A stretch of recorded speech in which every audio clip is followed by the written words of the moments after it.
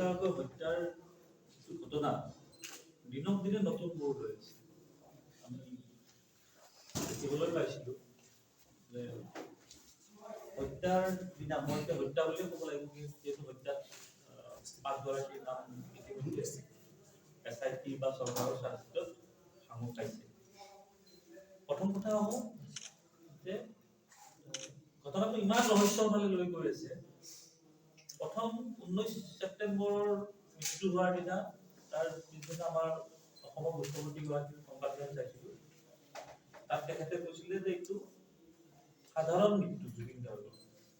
Singapore আৰক্ষীৰ পৰা postmortem report সাধাৰণ মৃত্যু ৰিপৰ্ট আহিছে। গতিকে এইটো মুখ্যমন্ত্ৰীয়ে জুবিন গাৰ্গৰ মৃত্যুত কোনো ৰহস্য নাই, সাধাৰণ মৃত্যু।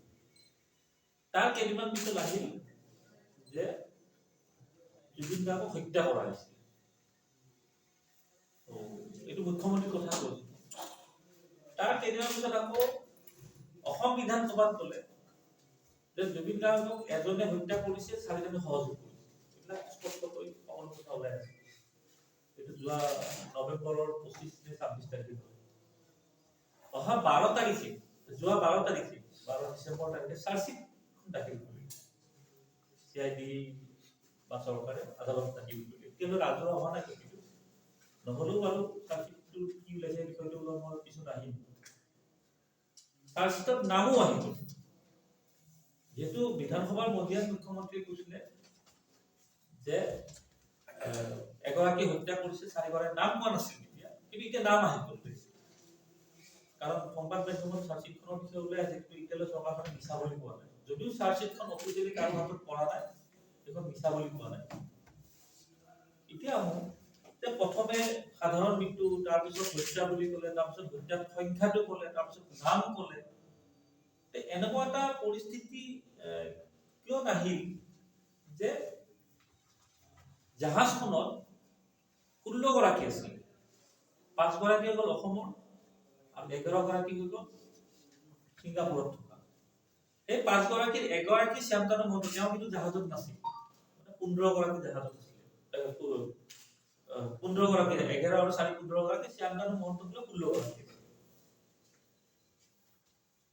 11 গৰাকীক প্ৰথমৰ পৰাই চৰকাৰখনে বা মুখ্যমন্ত্ৰী বা CID ৰক্ষণাবেক্ষণ দি আছে।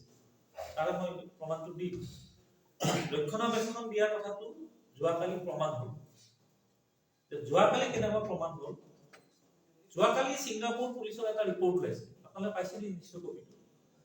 তাত কি ক'লে? জুবিন গাৰ্গৰ মৃত্যু অস্বাভাৱিক নহয়, স্বাভাৱিক বুলি আকৌ কৈছে। যিটো 17 তাৰিখে এখন পত্ৰৰ যোগে কৈছিলে। মই 15 অক্টোবৰত গোচৰ দিছিলো। 17 তাৰিখে ছিংগাপুৰ পুলিচে এখন ৰিপৰ্ট দিছিলে যে জুবিন গাৰ্গৰ মৃত্যু কোনো ৰহস্য নাই। তথাপি যিহেতু বিতৰ্কটো বাঢ়িছে, আমি এটা 3 মাহৰ সময় লৈছো, মানে জানুৱাৰীৰ 17 তাৰিখলৈ 3 মাহ সময় লৈছো। এতিয়া জানুৱাৰীটো পৰাই নাই। কালিও একেটা কথা ক'লে যে জুবিন গাৰ্গৰ মৃত্যুত কোনো ৰহস্য নাই, স্বাভাৱিক মৃত্যু, অস্বাভাৱিক নহয় বুলি কৈছে। কিন্তু তদন্ত চলি আছে, এই পৰ্যন্ত চলি আছে বুলি কৈছে। তদন্ত চলি আছে আৰু অহা ফেব্ৰুৱাৰী মাহলৈ সময় লৈছে। আগতে জানুৱাৰী আছিল, এবাৰ ফেব্ৰুৱাৰীলৈ সময় লৈছে যে এই গোচৰৰ শুনানি কৰোণাৰ কোৰ্টত হ'ব। এইখিনিলৈ ঠিকে আছে। এতিয়া আহক, সেই ৰিপৰ্টত এটা আপোনালোকে গুৰুত্বপূৰ্ণ কথা মন কৰিছে নে নাজানো। আজিকালি বহুত কথা এনেকুৱা হৈছে, মন কৰিলেও কোনোবাই ক'ব সাহ নকৰে, ভয় কৰে। ছিংগাপুৰ আৰক্ষীয়ে এই 4 গৰাকীৰ নাম যে হত্যাৰ গোচৰত সামোৰ খাইছে, আজি কেইদিন হ'ল? 12 তাৰিখে চাৰ্জশ্বিট দিলে, বা এমাহ পূৰ্বে মুখ্যমন্ত্ৰীয়ে বিধানসভাত কৈছিলে। মই বিধানসভাতো ধৰাই নাই বাৰু, কিন্তু 12 তাৰিখে চাৰ্জশ্বিটটো অফিচিয়েল হ'ল নে নহয়? ঘটনাৰ স্থান ছিংগাপুৰ, জুবিন গাৰ্গৰ হত্যা হৈছে ছিংগাপুৰত।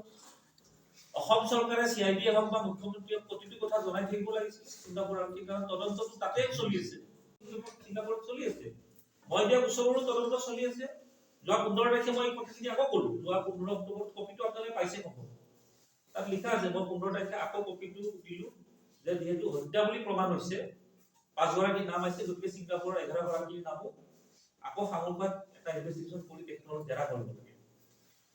কিন্তু সেইবিলাকতো মই নিজৰখিনি কৰি আছো, চৰকাৰৰ কৰণীখিনি কৰা নাই, কাৰণ সেই 11 গৰাকীক সুৰক্ষা দিব লাগিছে। এইটোৱে প্ৰমাণ ছিংগাপুৰৰ আৰক্ষী ৰিপৰ্টত এটা কথা স্পষ্টকৈ লিখা আছে, তেখেতসকলে গম পাইছে ভাৰতৰ সংবাদ মাধ্যমৰ জৰিয়তে। কোনো SIT, CID বা অসম চৰকাৰে দিয়া নাই। আপোনালোকে পাইছে নাই এই বগীটো? 7 দিন পিছত মানে 12 তাৰিখে চাৰ্জশ্বিট দাখিল হ'ল, ছিংগাপুৰ পুলিচে 18 তাৰিখে ৰিপৰ্ট দিছে যে এই হত্যাত 4জনৰ নাম আহিছে চাৰ্জশ্বিটত। এইটো মই এই নেশ্যনেল চেনেলৰ কথা কৈছো, ছিংগাপুৰ আৰক্ষীৰ যিটো কথাখিনি নেশ্যনেল চেনেলত প্ৰকাশ পাইছে তাত স্পষ্ট কৈছে যে ভাৰতৰ সাংবাদিকৰ মানে সংবাদ মাধ্যমৰ জৰিয়তে তেখেতসকলে চাৰ্জশ্বিটৰ কথা গম পাইছে। তাৰমানে অসম চৰকাৰ, অসম পুলিচ বা CID বা মুখ্যমন্ত্ৰী আজিলৈ এই যে চাৰ্জশ্বিট দাখিল কৰিলে তাৰ বিষয়ে জনোৱাই নাই।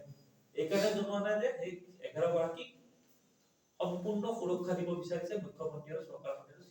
CID টো মই বাদে দিলো বাৰু, কাৰণ CID টো কোনে পৰিচালনা কৰিছে, SIT কোনে গঠন কৰিছে এইবিলাক আমি দেখি আছো। এইটো এটা খুব গুৰুত্বপূৰ্ণ কথা যে 7 দিন হৈ গ'ল আজিলৈ অসম চৰকাৰে ছিংগাপুৰ আৰক্ষীক জনোৱা নাই যে আপোনালোকে যি 16 গৰাকীক তদন্ত কৰি এৰি দিছিলে, মানে জুবিন গাৰ্গৰ যিদিনা মৃত্যু হৈছিলে সেইদিনাখন এই 16 গৰাকীক ছিংগাপুৰ পুলিচে জেৰা কৰিছে। জেৰা কৰি প্ৰাথমিক তদন্ত যাবলৈ দিলে। যাবলৈ দিয়াৰ পিছত এতিয়া যেতিয়া তাৰে 5 গৰাকী হত্যাকাৰী ওলাল, চৰকাৰৰ দায়িত্ব আছে যে 5 গৰাকী অসমত থকা অৱশ্যে 11 গৰাকীও ছিংগাপুৰত আছে, যে আপোনালোকে এটা অফিচিয়েল বস্তু যাব লাগিছিলে বা মুখ্যমন্ত্ৰী এটা ষ্টেটমেন্ট পাব লাগিছিলে। কাৰণ এইটো জুবিন গাৰ্গৰ হত্যাকাণ্ড, ইমান সহজ কথা নহয়, কিন্তু ৰাইজে ইমান সহজে মানি নল'ব। এইটো হ'ল চৰকাৰৰ ব্যৰ্থতা, দুৰ্বলতা আৰু একাংশক সুৰক্ষা কৰি একাংশক শাস্তি দিয়া এইটো এটা প্ৰক্ৰিয়া। এতিয়া দ্বিতীয়টা হ'ল ইয়ট পাৰ্টি কথা। মানুহৰ বাতৰি চাওঁ, ইয়ট পাৰ্টি আছাম এছ'চিয়েশ্যনৰ কৰা বুলি কয়, হয়নে? বা নৰ্থ ইষ্ট ফেষ্টিভেলে আয়োজন কৰা বুলি কয়। আছাম এছ'চিয়েশ্যন মানে ছিংগাপুৰত থকা। এই ইয়ট পাৰ্টিটো না আছাম এছ'চিয়েশ্যনৰ নেতৃত্বত হৈছিলে, না ছিংগাপুৰৰ অনুষ্ঠিত নৰ্থ ইষ্ট ফেষ্টিভেলৰ নেতৃত্বত, এই দুটাৰ নেতৃত্বত হোৱা নাই। ইয়ট পাৰ্টিটো আছিল সম্পূৰ্ণ ছিংগাপুৰ এছ'চিয়েশ্যনৰ 11 গৰাকী সদস্য। ছিংগাপুৰ এছ'চিয়েশ্যন, আছাম এছ'চিয়েশ্যনৰ প্ৰায় 450ৰ ওপৰত সদস্য আছে। তাৰে ভিতৰত 11 গৰাকীয়ে এই ইয়ট পাৰ্টিৰ আয়োজন কৰিছিল। 11 গৰাকী আয়োজন কৰাৰ পিছত জুবিন গাৰ্গৰ যেটো হত্যা হৈছে, হত্যাটো ক'ত হৈছে? জাহাজত, সাগৰত, ৰাস্তাটো হোৱা নাছিলে। তাত কোন জড়িত আছে কোন জড়িত নাই সেইটো প্ৰমাণ কৰিব আইন আদালতে, গোচৰটো চলিবহে এতিয়া। কিন্তু তদন্তৰ আওতাতটো 16 গৰাকী আহিব লাগিছিলে। যিখন চাৰ্জশ্বিটত প্ৰকাশ পাইছে, অখিল গগৈ ৰাজহুৱা সংবাদ মেল দিছিলে, মই তাৰে উদ্ধৃতি দি কৈ আছো, যিকেইটা কাৰণত এই 5 গৰাকীৰ বিৰুদ্ধে ধাৰা লাগিছে 106 আৰু 105 আৰু 103, এই 5 গৰাকীৰ বিৰুদ্ধে লাগিছে নে নাই? এই ধাৰাসমূহ কি কাৰণত লাগে, সেই কাৰণসমূহ চাৰ্জশ্বিটত উল্লেখ আছে। 1 নম্বৰ হৈ গ'ল খুব গুৰুত্বপূৰ্ণ, এইটো ভুক্তভোগী মানে জুবিন গাৰ্গক নিচাযুক্ত আৰু দুৰ্বল অৱস্থাত লাইফ জেকেট অবিহনে পানীত নামিবলৈ দিয়ে। 1 নম্বৰ, যাৰ বাবে এই 5 গৰাকীৰ ওপৰত ধাৰা লাগিছে। 2 নম্বৰ, চিকিৎসাৰ বাধা থকাৰ পিছতো জুই আৰু পানীৰ ওচৰলৈ নিয়া। চিকিৎসকৰ বাধা আছে, জুই আৰু পানীৰ ওচৰলৈ দিব নালাগে, তাৰ পিছতো লৈ গৈছে। ফিটনেছ চাৰ্টিফিকেট অবিহনে ইয়ট পাৰ্টিৰ বাবে বাধ্য কৰোৱা। তেওঁ ফিজিকেল তেওঁ অসুখ হৈ থাকে, গোটেই অসমবাসীয়ে জানে, গোটেই অসমত থকা অসমীয়াই জানে জুবিন গাৰ্গ যেতিয়া অসুস্থ ডেটিং নিউজ জানে। তেওঁ অসুস্থ বুলি জানাৰ পিছতো তেওঁ ইয়ট পাৰ্টিক বাধ্য কৰাইছে। কোনে কৰাইছে ইয়ট পাৰ্টিটো? কোনো আছাম এছ'চিয়েশ্যন বা কোনো নৰ্থ ইষ্ট ফেষ্টিভেলে নহয়। এই 11 গৰাকী অসমীয়া, তাৰে 2 গৰাকী অভিমান্যুনে কোনোবা এগৰাকীৰ নাম আছে, মুখ্যমন্ত্ৰীৰ অতিকৈ ঘনিষ্ঠ। ওলাই যাব, ভয়তে নকব পাৰে কোনোবাই, আমাৰ ভয় নাই। কথাটো যে জুবিন গাৰ্গৰ হত্যাৰ ন্যায় আমি যিকোনো পৰ্যায়লৈ যাম।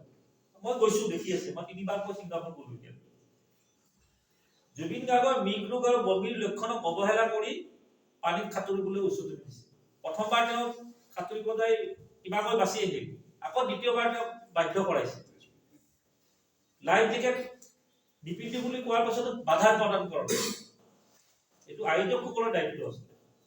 বিপদৰ সময়ত উদ্ধাৰ কৰাৰ পৰিৱৰ্তে ভিডিঅ' ৰেকৰ্ডিং কৰিছে। মানুহ এটা মৰি আছে, 75 মিনিট পৰি আছে বুলি আমি পিছত গম পাইছো। 75 মিনিট ছিংগাপুৰৰ ৰাস্তাত পৰি থকা নাই, এই জাহাজখনত বা পানীত ডুবি আছিলে। আজিলৈ আমি ভিডিঅ' নাপালো। যে এই ৭৫ মিনিটত তোমালোকে তেখেতক সুৰক্ষা দিবলৈ তোমালোকে ভিডিঅ' ৰেকৰ্ডিং কৰি আছা, অৱহেলা কৰিছা। ফেৰী টাৰ্মিনেলৰ কথা এম্বুলেন্সখন আপোনালোকে কৈছে ন ৭৫ মিনিট দেৰিকৈ আহিছে, কিবা আহিছে। আমাৰ ঘৰত যদি বা আপোনালোকৰ ঘৰত কাৰোবাৰ যদি দুৰ্ঘটনা হয়, কিবা এটা এক্সিডেন্ট হ'ল, আপুনি এম্বুলেন্সখন লৈ ৰখিবনে নিজৰ বাহনখনত লৈ যাব? মেডিকেললৈ নিজৰ বাহনত লৈ যাব। এই ইয়ন পাৰ্টি যি 11 গৰাকীয়ে সাগৰত গৈছিলে, এটাতো পাৰৰ পৰাই গৈছিলে, কোনোবা এটা পাৰত গাড়ীবিলাক তেখেতসকলৰ, মই 11 গৰাকীয়ে নকওঁ, তাৰে 4-5 গৰাকী, কেতিয়াবা মই প্ৰমাণ ক'ত গাড়ী পাৰ্কিং কৰিছিল, কি কৰিছিল, সব এইবিলাক ভিডিঅ' কেমেৰাত ৰেকৰ্ডিং হৈ থাকে। তেখেতসকলে নিজা বাহনেৰে প্ৰথম সাগৰৰ পাৰলৈ গৈছে, বাহনবোৰ পাৰ্কিং কৰিছে, পাৰ্কিং কৰি জাহাজত উঠিছে, জাহাজত উঠি 1 ঘণ্টাত তেখেতসকলে চেণ্ট জন আইলেণ্ড পাইছে, তাত ঘটনাটো হৈছে। তাত ঘটনাটো হোৱাৰ পিছত তেখেতসকলৰ দায়িত্ব আছিল এম্বুলেন্সলৈ ৰখিব নালাগে, ইমিডিয়েট তাৰ পৰা লৈ আনি নিজৰ বাহনেৰে প্ৰথম লৈ যাব লাগিছিল মেডিকেললৈ, কিন্তু সেইটো নকৰিলে। জুবিন গাৰ্গৰ মৃত্যু হৈছে, আমি চেষ্টা কৰি লাভ নাই, যাৰ বাবে এম্বুলেন্সৰ মানে ৭০ পৰা ৯০ মিনিট তেখেতসকল ৰখি থাকিল, হয়নে কথাটো? যদি ৰাজপথত ৭০ পৰা ৯০ মিনিট ৰখি থাকিলে হয়, ছিংগাপুৰৰ নিচিনা দেশ এখনত পুলিচ প্ৰশাসন এনি টাইম সষ্টম হৈ থাকে। তেখেতসকল কোন দোষী, কোন নিৰ্দোষী, কি হত্যা, সেইটো পিছত চাব, প্ৰথম তেখেতক ট্ৰিটমেণ্ট দিলে। ট্ৰিটমেণ্টৰ পৰা এইকাৰণে বঞ্চিত হ'ল যে এখেতসকলৰ অৱহেলা। এতিয়া কথাটো হৈ গ'ল, এই যিকেইটা কাৰণ মই আপোনালোকক ক'লো, এই কাৰণ কেইটাৰ ভিত্তিত তেখেতসকলৰ এই 5 জনৰ ওপৰত 103 আৰু 105 গোচৰ ৰুজু কৰিছে। তে এইকেইটা কাৰণ হে 11 গৰাকীৰ ক্ষেত্ৰত প্ৰযোজ্য হ'ব লাগে নহয়। একেখন জাহাজত 16 গৰাকী আছে, 5 গৰাকীৰ ক্ষেত্ৰত প্ৰযোজ্য হ'ল, বাকী 11 গৰাকীৰ ক্ষেত্ৰত নহ'ল। আৰু আটাইতকৈ ডাঙৰ কথা, এই 11 গৰাকী শাস্তি দিব বিচৰা নাই, মই বাদেই দিলো, অন্ততঃ তদন্তলৈ আনক, তদন্ত প্ৰক্ৰিয়ালৈ আনক। চাৰ্জশ্বিটত নাম দিলেতো দোষী হৈ নাযায়, চাৰ্জশ্বিটত নাম দিলে দোষী হৈ যায় নেকি? মোৰ ২৭টা মান গোচৰ কংগ্ৰেছ দলে কৰা গোচৰ চলি আছিল, তাৰ 5টা মান চাৰ্জশ্বিটতো নাম আনে, মই দোষী হলো নেকি? কিছুমান গোচৰত মই ৰেহাইও পালো, মই নিজৰ কৈছো দেই, এইটো আপোনালোকে পাই যাব, মোৰ এফিডেভিটখনত পাই যাব। কাৰোবাক ধমকি দিছো, কাৰোবাক অমুক কৰিছো, গোচৰত চাৰ্জশ্বিটত নাম আহিছে, আকৌ নিৰ্বাচনত মই দেখাব লগা হয়, চাৰ্জশ্বিটত নাম হৈছে, গোচৰ চলি আছে, এইবিলাকতো লুকাব নোৱাৰে। আৰে ভাই, 11 গৰাকীৰ নামটো চাৰ্জশ্বিটত আনা, চাৰ্জশ্বিটত আনাত অসুবিধা কি আছে? নন্দিনী কাশ্যপৰ ধাৰা একে লগা নাছিল জানো? আজিতো চৰকাৰী কাৰ্যসূচী কৰি আছে। তেনেকুৱা কি আছে? মুখ্যমন্ত্ৰীয়ে চৰকাৰে বা CIDৰ কথা, SIDৰ কথা মই নকওঁ, এই 11 গৰাকীৰ কথা শুনিবই নোখোজে। আৰু এইটো প্ৰমাণ হ'ল যোৱাকালি ছিংগাপুৰ পুলিচে যিটো কালি বিবৃতি দিলে, এইটো অসমৰ কাৰণে খুব লাজৰ কথা। সংবাদ মাধ্যমৰ জৰিয়তে জুবিন গাৰ্গৰ হত্যাত 4 গৰাকী জড়িত আছে বুলি ছিংগাপুৰ পুলিচে কৈছে, য'ত ঘটনা হৈছে। মুখ্যমন্ত্ৰী এটা কথা কৈছে, মই মোৰ কি কৈ লওঁ, কুৱেশ্যনটো দি আছো আৰু। এটা সময় এনেকুৱা আহিব, আদালতত যেতিয়া ট্ৰায়েল চলিব এই গোচৰটো, তেতিয়া যদি ছিংগাপুৰ পুলিচে কৈ দিয়ে, মইতো লক্ষণটো এনেকা দেখি আছো, কাৰণ এবাৰ তেখেতসকলে নো পাৱাৰ প্লে কৰি দিলে, কালি দ্বিতীয়বাৰৰ কাৰণে ক'লে, যদি ফাইনেলি ৰিপৰ্টত যদি তাৰে কোৰ্টও কৈ দিয়ে যে ইয়াত জড়িত নাই, তেতিয়া অসমৰ আদালতে য'ত জুবিন গাৰ্গৰ হত্যা হোৱা নাই তাৰে পুলিচৰ কথা মানিব, নে য'ত জুবিন গাৰ্গৰ হত্যা হৈছে ছিংগাপুৰত তাৰে পুলিচৰ কথা মানিব? এইটো এটা ডাঙৰ বস্তু নহয় জানো? এই ধৰণৰ বিভিন্ন ধৰণৰ ব্যক্তিগত স্বাৰ্থত এই 11 গৰাকীক সুৰক্ষা দিব বিচাৰি আছে। আৰু যোৱাকালি দেখিবলৈ পালো অখিল গগৈৰ ওপৰত গোচৰ দিছে, চাৰ্জশ্বিটখন বিকৃতি কৰা বুলি কিবা ক'লে। এতিয়া বিকৃত কৰিছে নে, বিক্ৰিয়ে কৰিছে নে, কিনিছে, কি কৰিছে, এইবিলাক বিষয়ত মই নাই। মই এটাই কথা ক'ব বিচাৰিছো, যদি এই চাৰ্জশ্বিটখন অখিল গগৈ প্ৰকাশ কৰাৰ নিচিনা এখন সঁচা, তেনেহ'লে চাৰ্জশ্বিটখন ৰাজহুৱা কোৰ্টে চাৰ্টিফাইড নোপোৱাকৈ কি ধৰণে ৰাজহুৱা কৰিছে, সেইটোৰ ওপৰত গোচৰৰ যি ব্যৱস্থা কৰে কৰক, যে এখন ৰাজহুৱা নোহোৱা কপি এটা অখিল গগৈ ৰাজহুৱা কৰিছে, গোচৰ ইতিমধ্যে দিলে। আৰু যদি এখন সঁচা, আমি যদি কোৰ্টত সেই অখিল গগৈ ডাঙৰীয়া দিয়াখনেই দেখা পাওঁ, তেতিয়াহ'লে মুখ্যমন্ত্ৰীৰ প্ৰথম দায়িত্ব হ'ব গৃহ বিভাগৰ দায়িত্বত তেওঁ আছে, প্ৰথম CIDৰ কোন মানুহে, কোন বিষয়াই এই কপিটো অখিল গগৈলৈ পঠিয়াইছে, কাৰোবাৰ জৰিয়তে পঠাই অখিল গগৈ ঘৰত টাইপ কৰি বনাইছে নেকি? এখনতো টাইপ কৰি নিশ্চয় বনোৱা নাই। অখিল গগৈ এখন কোনোবা চৰকাৰী বিষয়ৰ পৰা পাইছে বা কাৰোবাৰ জৰিয়তে পাইছে। যি ধৰণে অখিল গগৈৰ ওপৰত গোচৰ হৈছে এই ধৰণে CID আৰু SIT প্ৰত্যেকগৰাকী বিষয়ৰ ওপৰত মুখ্যমন্ত্ৰীয়ে তদন্ত কৰাৰ ব্যৱস্থা কৰক যে এখন কি কাৰণে ৰাজহুৱা হ'ব।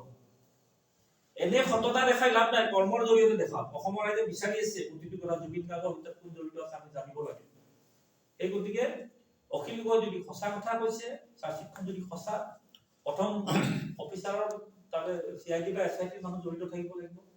আৰু যদি CID SIT মানুহ জড়িত নাই, তেখেতসকল নিশ্চয় কোনোবা ৰাজনৈতিক নেতাক দিছিলে তাৰে কপি।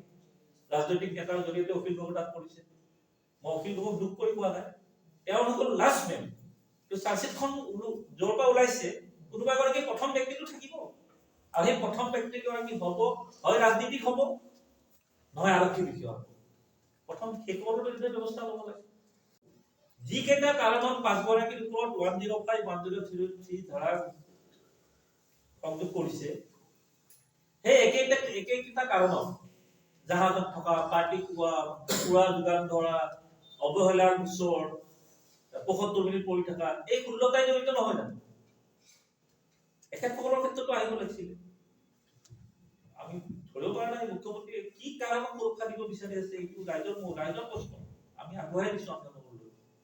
গতিকে এই ধৰণৰ বহুত ধৰণৰ খেলিমেলি আছে। এই গোচৰৰ ভৱিষ্যত কি হ'ব কোনো নাজানে, কাৰণ দুখৰ দেশৰ মাজত হৈছে। আৰু এই মুহূৰ্তলৈ দুইখন দেশৰ মতটো বেলেগ বেলেগ। দুইখন দেশৰ মত বেলেগ বেলেগ। মই যোৱা 15 তাৰিখে নিজে যাই কৈ আছো তাত, আপোনালোকে কপিটো পাব যে তাত ইমান দিনে আমি এইটো তদন্ত কৰিব দিছিলো, এতিয়া হত্যা বুলি নাম আহিছে, সংখ্যা আহিছে, গতিকে আপোনালোকে সেই 11 গৰাকী বিৰুদ্ধে ব্যৱস্থা ল'ব। মই নিজে এফআইআৰ দিছো আকৌ, দ্বিতীয় এফআইআৰ। মানে মোৰ এফআইআৰখনৰ লগতে এটা নতুনকৈ ৰিপৰ্ট এটা দিয়ে দিছো। গতিকে এইটো এই পৰ্যায়ত গৈছে। সেই গতিকে আমি আৰু এটা সিদ্ধান্ত লৈছো আজি যে মোৰ তাত বিভিন্ন ধৰণৰ ফোন আহিছে যে এই ন্যায়িক যুদ্ধত আমি অংশীদাৰ হ'ব বিচাৰো। বহুত ফোন আহিছে। মই অসমৰ ৰাইজৰ এটা আবেগ, জুবিন গাৰ্গ বুলি ক'লে এটা আবেগ জড়িত হৈ আছে। এই সকলোৰে প্ৰতি সন্মান জনাই আমি এতিয়া অকল জাষ্টিছ ফৰ জুবিন গাৰ্গ 70 লাখ হ'ল সম্ভৱ এতিয়ালৈ। 7 মিলিয়ন মানে 70 লাখ হৈছে। এইটো এটা ডিজিটেল আন্দোলন চলি আছে। ফলাফল কিন্তু আমি একো দেখা নাই। চৰকাৰে নিজৰ মনোবলী কাম কৰি আছে। আমি এতিয়া প্ৰত্যেক জিলাই আমাৰ যিবোৰ সমৰ্থক আছে বা আমাৰ যিবোৰ দলৰ কৰ্মী আছে বা আমাৰ যিবোৰ শুভাকাংক্ষী আছে, সকলোকে আমি খবৰ দিছো ইতিমধ্যে যে আজি আমি এখন সাধাৰণ ফৰ্ম এখন আমি মোৰ পেজতে মই দি দিম। আৰু সেই ফৰ্মখন ডাউনলোড কৰি যিসকলে এই ন্যায় যাত্ৰাত অংশ ল'ব বিচাৰে সেইসকলৰ স্বাক্ষৰ সহ আমি ছিংগাপুৰ আৰক্ষীলৈ এই মাহৰ ভিতৰতে এখন আবেদন প্ৰেৰণ কৰোঁ যে আপোনালোকে, আবেদনটো স্পষ্টকৈ লিখা থাকিব, এইখনো ৰাজহুৱা কৰি দিম যে আপোনালোকে প্ৰাথমিক তদন্তত যি 16 গৰাকী যাবলৈ দিলে তাৰে 5 গৰাকী হত্যাকাৰী ওলাল আৰু 11 গৰাকী ছিংগাপুৰত আছে, তেখেতসকলৰ বিষয়ে অসম আৰক্ষী একো কৰা নাই। আপোনালোকে জুবিন গাৰ্গক চেলিব্ৰিটি হিচাপে নহয়, এগৰাকী পৰ্যটকৰ ন্যায় হিচাপে, পৰ্যটক এগৰাকী এখন দেশত মৃত্যু হলে পুলিচৰ যিটো দায়িত্ব, সেই দায়িত্ব পালন কৰক। অসমৰ ৰাইজে বিচাৰিছে, আমি এইটো কোনো গোচৰ হিচাপে নহয়, আবেদন হিচাপে আপোনালোক জনালো যে যিহেতু হত্যাৰ নাম সামৰি খাইছে 5 জনৰ, আৰু সেই 5 জনক আপোনালোকে তদন্ত কৰি এৰি দিছে।